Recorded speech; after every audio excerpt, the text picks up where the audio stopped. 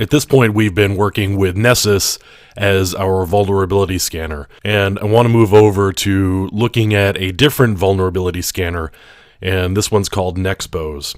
So we're going to go get Nexpose at this point, and we're going to go to the Rapid7 website.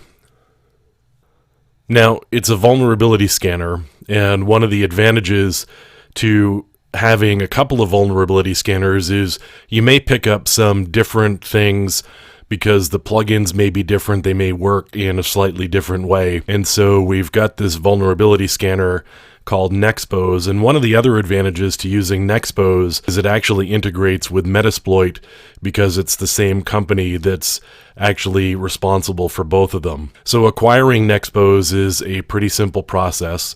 We just go to the Rapid7 website, and then we go take a look at Nexpose. Now, there are a couple of different versions of Nexpose. One of them is the Enterprise license, and that's one that you pay money for, you get full functionality, you get a number of IP addresses that you can work with in a given situation. The downside to the community version, although it's free, is that you can only scan up to 32 IPs, and that can be limiting to a degree because if you've got a pretty large network, you have to work in chunks and then delete the information out of the database, which means you have to store it somewhere so that you can make use of it if you're looking at a large number of hosts. So we've got a couple of different operating system possibilities here.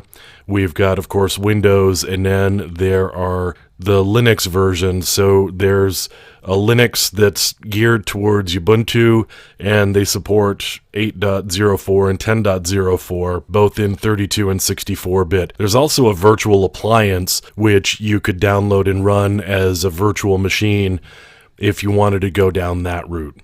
In this case, though, we're just going to download the 64-bit Windows, and it's going to go download that, and then we'll get around to doing the installation. And as part of the installation, we're actually going to have to request a license key. And similar to Nessus, this is a situation where you get one license key, it works on one system, and you can't reuse it. So you have to provide your email address every time you need a license key. So if you are the type of person like me, sometimes I run in virtual machines and I delete and reinstall and delete and reinstall. You have to keep requesting new licenses.